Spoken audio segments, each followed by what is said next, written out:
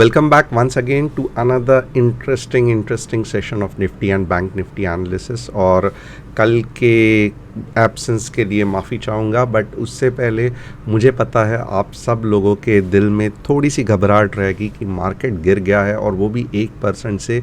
तो क्या सब कुछ हमारा यहीं पे ख़त्म हो गया? क्या आगे रैली रुक गई? ये सभी सवालों का जवाब अब मैं थोड़ी देर में आपको देने वाला हूं। बट इससे पहले जो नहीं जानते हैं, मेरा नाम है Tushar Gone. I am a SEBI registered equity research analyst. हर शाम 9 साढ़े 9 के आसपास मैं आ जाता हूं अपना निफ्टी और बैंक निफ्टी का एनालिसिस लेके, और यहाँ पे मैं कुछ भी आपको टिप और एडवाइजरी नहीं दे रहा हूँ। What ever I am teaching here it's purely for educational purpose. Channel को सब्सक्राइब करना मत भूलना और बेल बटन हिट भी कर देना, क्योंकि हर दिन जब मैं आऊँगा स्टॉक्स और निफ्टी और बैंक निफ्टी का एनालिसिस लेके, तो सबसे पहले नोटिफिकेशन आपको जाएगा। एंड बस इतना ही नहीं, पहले मुझे पूछना है कि कल के दिन के पहले जब मैंने टाटा मोटर्स, IEX और KSCL का एनालिसिस किया था, तो आपको वो एनालिसिस कैसे लगा मुझे कमेंट सेक्शन में बताना। और सबसे इम्पॉर्टेंट, आगे निफ्टी का क्या होगा, आइए झट से देखते हैं। So let me quickly open this. अब यहाँ पे लग क्या रहा है मैं बता देता हूँ। बहुत सी सिंपल चीज़ लग रही है कि बार बार निफ्टी एक लाइन के यहाँ पे आ जाती है और झटका बैठ जाता है। वो लाइन कौन सी है? तो वो लाइन सिंपली ये वाली है। Okay, so this is the line where Nifty gets current. Okay, current लगता है, झटका लग जाता है, नीचे आ जाता है।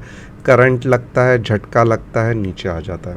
बट स्टिल यहाँ पे थोड़ा सा चांस है, थोड़ा सा, ज़्यादा नहीं कहूँगा, कुछ डिफरेंट है इस बार, तो थोड़ा सा देख लेते हैं। अब पहले तो एक बात देख लो कि अनफॉर्चुनेटली निफ्टी ने ये अपर बॉलिंजर बैंड को पियर्स नहीं किया, and that was really a most frustrating thing for me. थोड़ा सा पियर्स कर देती थी तो डेफिनेटली पता चलता था कि नीचे जाके ऊपर आने वाला है। और मैंने पहले भी डेली चार्ट में मैं आपको बताऊंगा कि वीकनेस कैसे आइडेंटिफाई करते हैं, स्ट्रेंथ कैसे आइडेंटिफाई करते हैं। जो लास्ट सेशन में मैंने बताया था उसका ही कंटिन्यूशन रहेगा।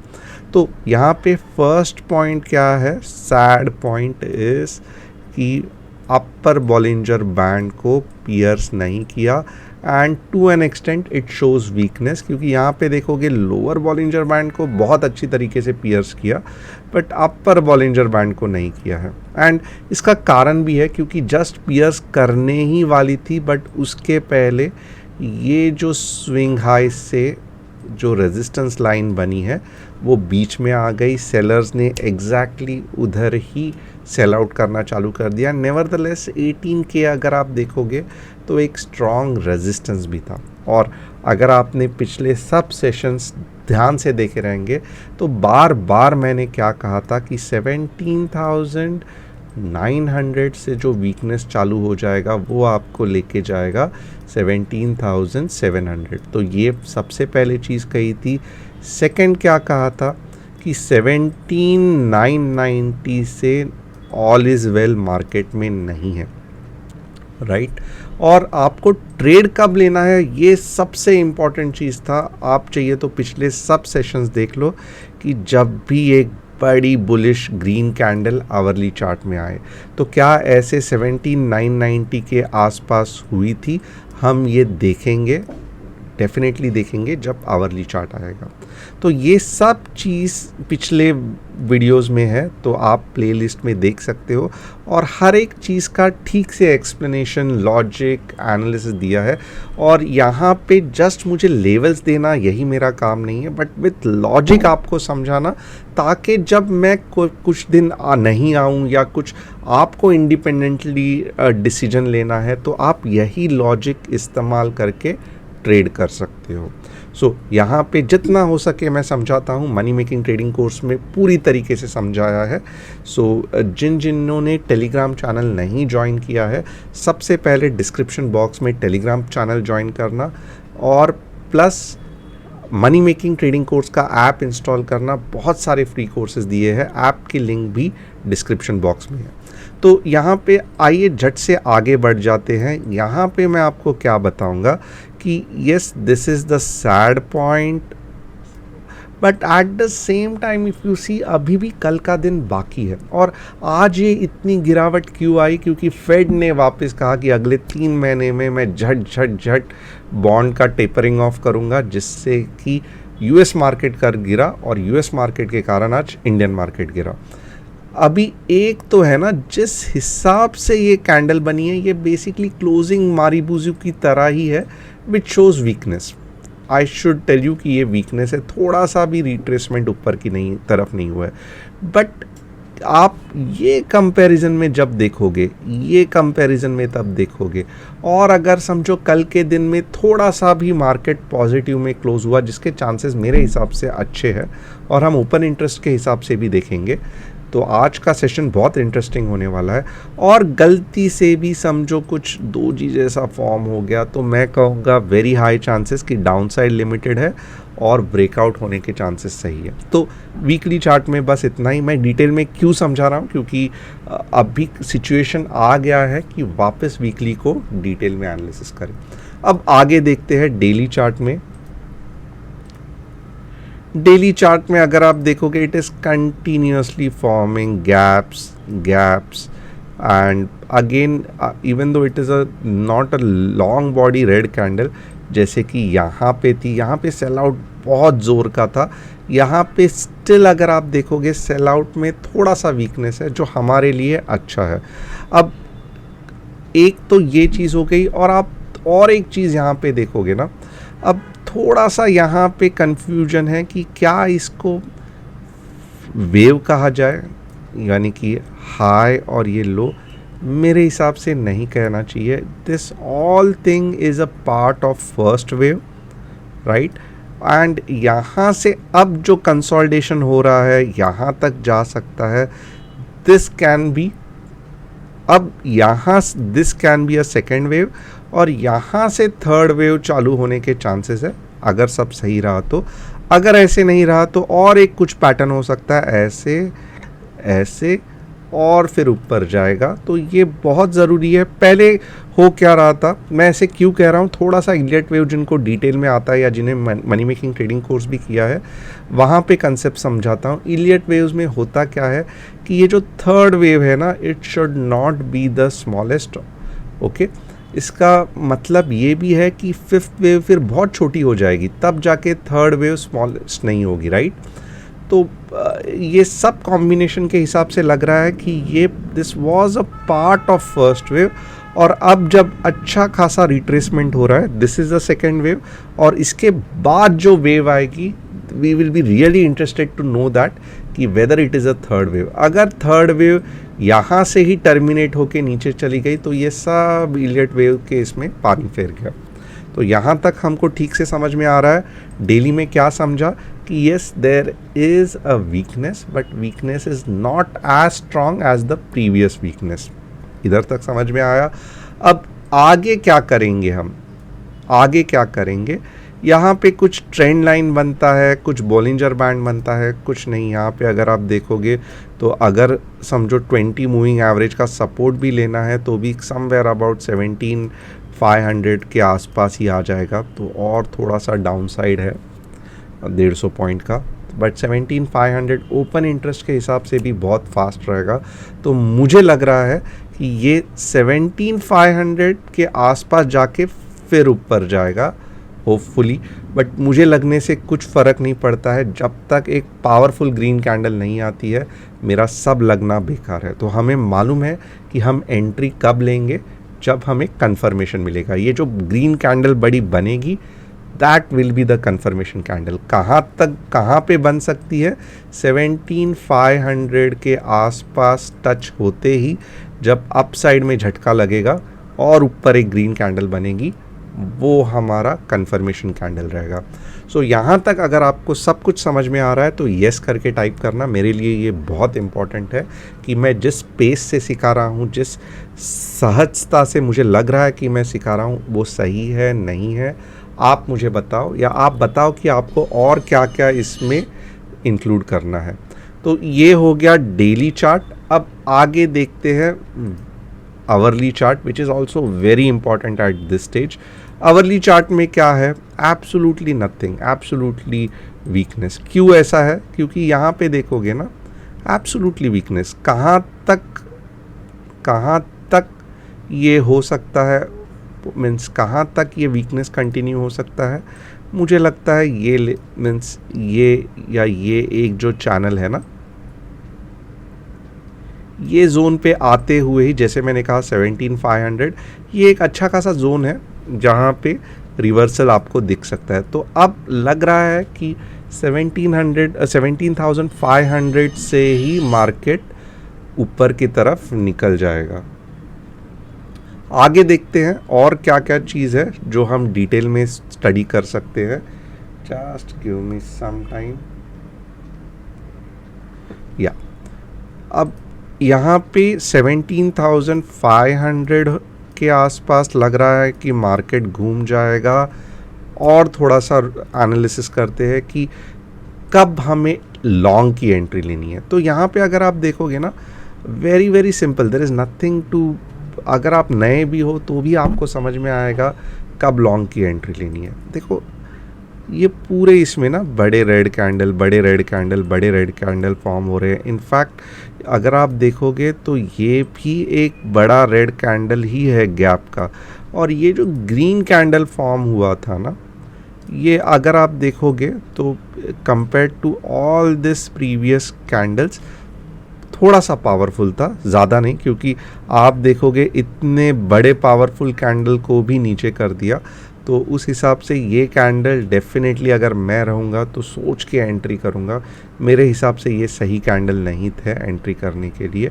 मैं कौन से कैंडल पे एंट्री करूँगा लॉन्ग के तरफ, तो दो चीज़ मेरी रहेगी। आइदर मुझे एक बड़ा ग्रीन कैंडल दिखे कुछ इस तरीके से, तभी ही मैं समझूंगा कि यस अब मैं एंट्री कर सकता हूँ। या फिर मैं कहूँगा कि आइदर मुझे दिखे कि धीरे धीरे 20 सिंपल मूविंग एवरेज लाइन के ऊपर जाके समवेयर अबाउट 17,800 के ऊपर मार्केट जा रहा है, ये एक चीज़ हो सकती है। अगर धीरे धीरे जा रहा है तो 17,800 के ऊपर, और वो कैसे जाएगा तो आप थोड़ा सा देख लेना, ऊपर जाएगा, रीटेस्टिंग होगा, फिर ऊपर जाएगा, और ये जहाँ से ये होगा वो हमारा एंट्री पॉइंट होगा, जो कि लगभग 17,800 के आसपास आता है। अगर ऐसे नहीं जाना है तो स्ट्रेट अवे फिर मैं क्या कहता हूँ कि एक बड़ा ग्रीन कैंडल आना चाहिए और सस्टेन होना चाहिए, और उसके बाद में there is a very high chances कि अब के बार वो कैंडल को फॉलो ऑन भी मिलेगा। बट उसके पहले कुछ भी आपको लॉन्ग की तरफ सोचना नहीं है। रियलिटी यही है कि एक बड़ी रेड कैंडल फॉर्म हो गई है जो दर्शाती है कि मार्केट अभी भी नीचे जाने वाला है। कब तक नीचे जाने वाला है? 17,500। तो क्या फिर 17,500 में झट से बाय करूं? नहीं बाय करना है। कभी बाय करना है? जब भी कुछ रिवर्सल की पावरफुल कैंडल दिखे तभी ही बाय करना है। तो फिलहाल मेरा माइंडसेट क्या है? मेरा माइंडसेट है शॉर्ट का। लॉन्ग का माइंडसेट कब होगा? जब ऐसा कुछ दिखेगा या फिर एक अच्छा खासा फॉलो ऑन दिखेगा जो कि 20 सिंपल मूविंग एवरेज लाइन के ऊपर जाएगा। वेरी वेरी क्लियर, कुछ भी कंफ्यूजन नहीं किया। अब एक बार ओपन इंटरेस्ट भी देख लेते हैं, क्योंकि ओपन इंटरेस्ट बहुत से बार हमें हेल्प करता है। निफ्टी ट्रेडर ओपन इंटरेस्ट, और यहाँ पे हम क्या करेंगे, अगले हफ्ते का ओपन इंटरेस्ट देखेंगे। तो ये रहा हमारा sign in with Google. Okay, ये रहा हमारा 13 अप्रैल का एनालिसिस। 13 अप्रैल में दिखा रहा है कि 17,800 एक रेजिस्टेंस है, और यहाँ पे देखोगे 17,500 इज़ रियली फंटास्टिक। सो 13 अप्रैल में अगर दिखा रहा है कि 17,500 के नीचे मार्केट में जाने के, इनफैक्ट अगर आप देखोगे 17,700 भी स्ट्रॉन्ग है। तो एक चीज़ आप देख लो, मार्केट एक बार तो भी आपको अच्छा खासा बाउंस बैक देगा, और कल या सोमवार को ही देगा। रीज़न इज़ वेरी सिंपल, 17,800 जब आएगा तब देखेंगे। फ़िलहाल तो मार्केट में इस तरीके से कंडीशन बनी है कि पीपल आर एक्सपेक्टिंग कि इससे ज़्यादा नीचे नहीं जाएगा। इसके लिए वो लोग क्या कर रहे हैं, तो अच्छा खासा पुट राइट कर रहे हैं और 17,600 का भी पुट राइटिंग अभी भी स्ट्रांग है। एक बार देख लेते हैं यहाँ पे कि चेंज इन ओपन इंटरेस्ट क्या कह रहा है। चेंज इन ओपन इंटरेस्ट अभी भी कह रहा है कि 17,500 स्ट्रांग है और 17,600 ओके है। सो यही रीज़न के कारण मैंने कहा कि 17,500 को जाते ही इस मार्केट को झटका लगेगा, ऊपर आ जाएगा। कहाँ तक आएगा? 17,800 एक स्ट्रांग रेजिस्टेंस है और उसके बाद में डेफिनेटली 18K, और जैसे ही 17,800 टूटेगा 18K भी आ जाएगा और 18,200 300 भी आ जाएगा। सो अब हम सब इंतज़ार कर रहे हैं एक बड़ा ग्रीन रिवर्सल कैंडल का इन आवरली चार्ट, ताकि हम एंट्री ले सके। निफ्टी के लिए इतना ही। बैंक निफ्टी के लिए हम क्या करेंगे? बैंक निफ्टी में हम देखेंगे, और मेरा अभी का व्यू क्या है, now I am bearish about the market until and unless I see a very big green candle। अब आगे क्या होगा? आगे बैंक निफ्टी में देखेंगे क्या हो सकता है। See Bank Nifty is comparatively less bearish. ऐसे लग रहा है कि कल के कल बैंक निफ्टी नीचे आ सकती है, ऊपर जा सकती है। तो यहाँ पे अगर आप देखोगे ना, डेली में थोड़ा सा इनडिसीजन है। मैं समझता हूँ कि आप बोलोगे नीचे जा रहा है, बट ऐसे नहीं है। बैंक निफ्टी में थोड़ा सा कंपेयर टू निफ्टी बुलिशनेस मुझे दिखाई दे रहा है। और आगे देखते हैं, आवरली चार्ट में कुछ लग रहा है तो यस, आवरली चार्ट में मैं कहूँगा कि एग्जैक्टली 37,500 के नीचे अगर आवरली क्लोजिंग हुआ, वापस देख के लेना, 37,500 के नीचे अगर आवरली क्लोजिंग हुआ तो 37K इज़ फर्स्ट टारगेट, और अगर पावरफुल क्लोजिंग हुआ तो 36,500 तक जा सकता है। ओके, लॉन्ग कब जाना है? वेरी वेरी सिंपल, 38, मैं कहूँगा 38K के बाद में ही लॉन्ग जाना। कहाँ तक लॉन्ग जाना? आप 39K तक भी लॉन्ग जा सकते हो। मुझे मालूम है 1000 पॉइंट्स है, बट तब तक इतना ज़्यादा पावर और मोमेंटम रहेगा कि 39K आराम से तोड़ देगा। अब यहाँ पे ऑलरेडी मैंने निफ्टी, बैंक निफ्टी का एनालिसिस ख़त्म किया। कौन से स्टॉक्स स्कैनर्स बता रहे हैं जो फंटास्टिक है और आपको आने वाले दिनों में अच्छा खासा पैसा दे सकते हैं, तो आइए झट से देख लेते हैं कौन से scanners, money making trading course के स्कैनर्स रिकमेंड कर रहे हैं। यहाँ पे आप देखोगे, सबसे पहला sugar stocks are doing fantastic. इसके साथ कोई कंट्री के साथ ये ब्रह्मोस का, मुझे लगता है फिलीपींस के साथ चल रहा है नेगोशिएशन। इसके लिए आप देखोगे ना, ये सब Bharat dynamics, Bharat electronics, HAL, ये अच्छा खासा ऊपर मूव हो रहे हैं। पूना वाला Fincorp definitely is fantastic. Yes bank का न्यूज़ है कि कोटक खरीदेगा, but what ever it is, I am not a big fan of yes bank, क्योंकि लॉक इन का मसला है। बट मैं आपको कौन से स्टॉक्स इसमें बता सकता हूँ, तो आइए झट से देख लेते हैं।